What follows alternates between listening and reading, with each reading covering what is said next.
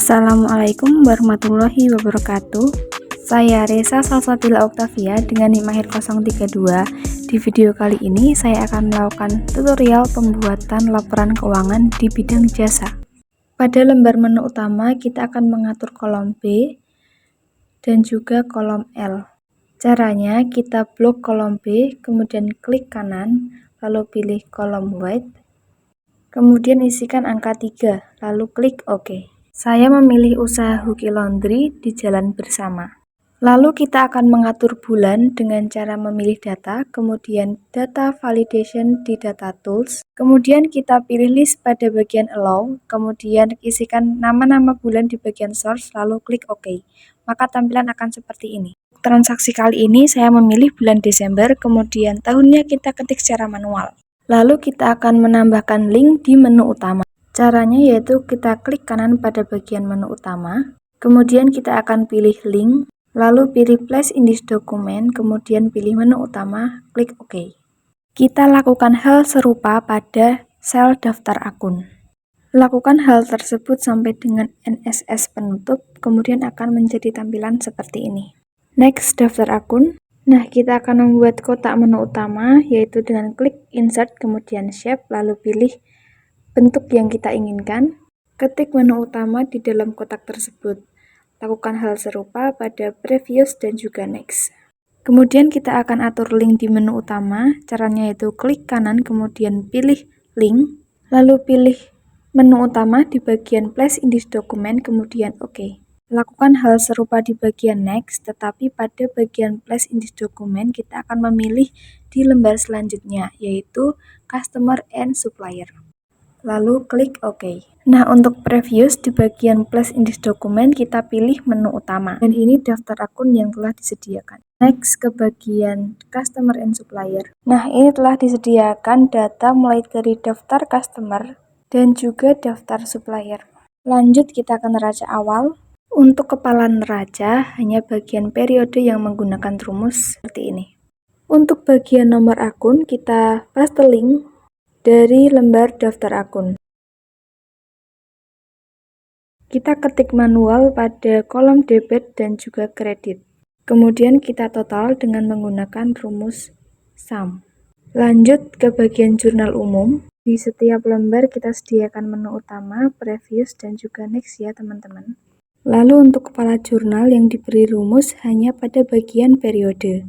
Kita isikan secara manual pada kolom tanggal dan juga nomor bukti. Untuk kolom kode customer dan supplier, kita akan menggunakan data validation, yaitu klik data, kemudian data tools, data validation, kemudian pilih list, lalu kolom source diisi dengan kode customer dan supplier, kemudian OK.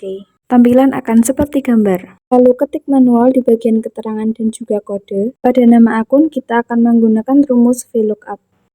Ketik manual di kolom jumlah, kode, kemudian gunakan rumus VLOOKUP di bagian nama akun kredit. Lalu jumlah kita ketikkan manual. Pastikan balance pada baris total. Next, kita ke bagian buku besar. Seperti sebelumnya, kita gunakan rumus juga hanya pada bagian periode. Lalu pada kode akun, kita akan menggunakan data validation di tab data. Lalu isikan source dengan kode akun yang didapat dari daftar akun. Di bagian nama akun kita menggunakan rumus VLOOKUP. Lalu saldo awal kita gunakan rumus seperti ini. Dan saldo akhir kita gunakan sel H50. Kita ketik manual pada baris pertama tabel. Untuk debit kita gunakan rumus seperti berikut. Untuk kolom kredit menggunakan rumus seperti ini. Kemudian saldo menggunakan H10. Pada baris kedua kita menggunakan rumus seperti ini pada tanggal, nomor bukti transaksi, kemudian uraian transaksi kita gunakan rumus seperti ini, debit seperti ini, kemudian kredit, lalu ada rumus di bagian saldo. Lalu kita drag rumus ke bawah mulai dari baris kedua. Lalu kita jumlahkan masing-masing sisi, debit, kredit, saldo kita gunakan sel 49. Next, kita ke buku besar piutang. Gunakan rumus pada bagian periode untuk kepala tabel. Lalu untuk kode customer kita akan menggunakan data validation. Untuk bagian source kita hanya menggunakan kode customer saja, kemudian klik OK. Kita akan gunakan rumus VLOOKUP pada bagian nama customer. Lalu ketik manual di bagian kode akun.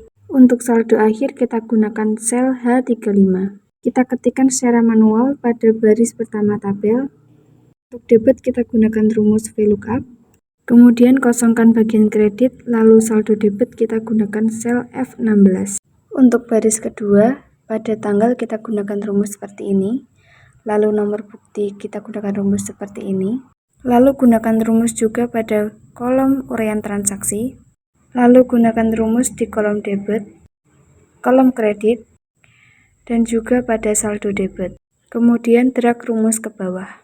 Lalu kita jumlahkan masing-masing sisi debit dan juga kredit. Next, kita ke buku besar utang. Di bagian judul hanya gunakan rumus pada periode. Lalu pada bagian kode supplier kita akan menggunakan data validation. Lalu pada bagian source-nya kita hanya menggunakan kode supplier saja. Di bagian nama supplier kita menggunakan rumus VLOOKUP. Kode akun kita ketikkan secara manual.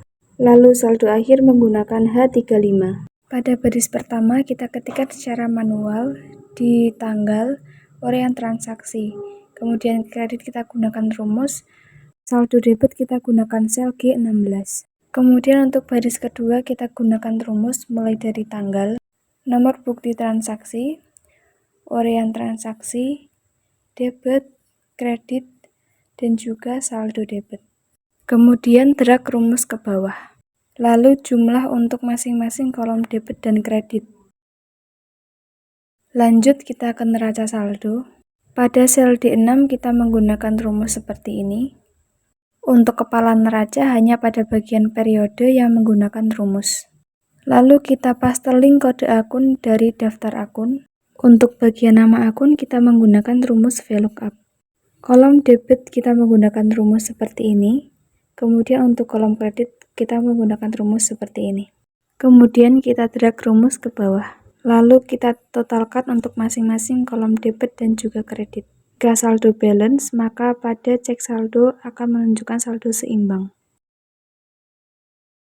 Next, kita ke bagian neraca saldo setelah penyesuaian. Untuk cek saldo kita menggunakan rumus seperti ini. Lalu untuk di kepala neraca hanya bagian periode yang menggunakan rumus.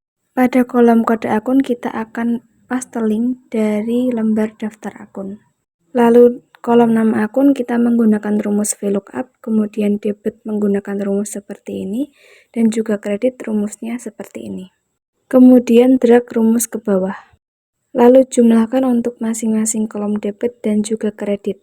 Jika total sama, maka cek saldo akan menunjukkan kata seimbang. Next, kita ke laporan laba rugi.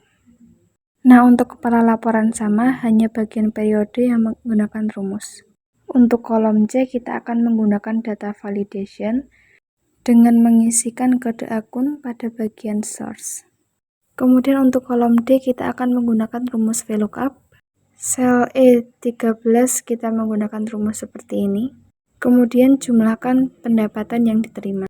Pada akun beban, kita juga menggunakan rumus VLOOKUP. Kemudian untuk nominalnya kita juga menggunakan rumus VLOOKUP, jumlahkan beban di sel F28. Kemudian laba bersih diperoleh dengan mengurangkan sel F15 dikurangi dengan sel F28. Selanjutnya adalah laporan ekuitas.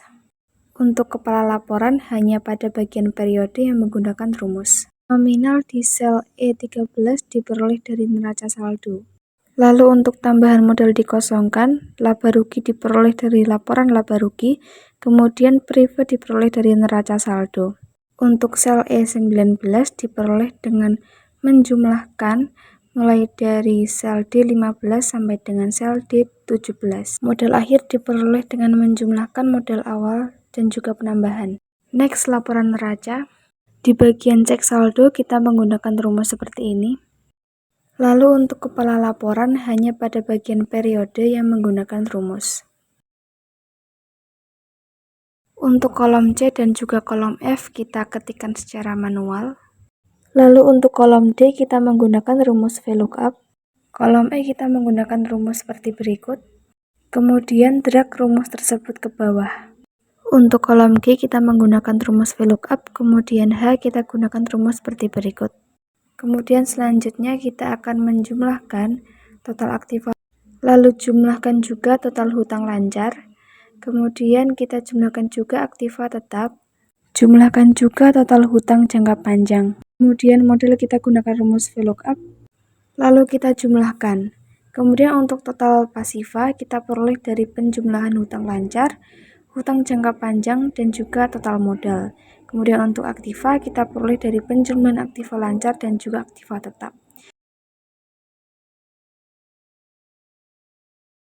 Selanjutnya kita ke neraca saldo setelah penutup. Untuk cek saldo kita menggunakan rumus seperti ini. Lalu untuk judul neraca hanya pada bagian periode yang menggunakan rumus. Selanjutnya kode akun kita akan melakukan paste link dari daftar akun. Lalu untuk nama akun kita menggunakan rumus VLOOKUP. Kemudian untuk debit kita menggunakan rumus seperti ini. Dan juga untuk sisi kreditnya kita menggunakan rumus seperti ini.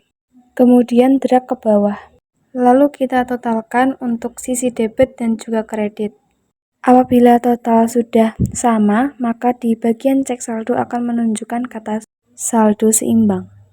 Lalu terdapat cara untuk kita berpindah kepada lembar yang kita inginkan tanpa harus kita mengklik next.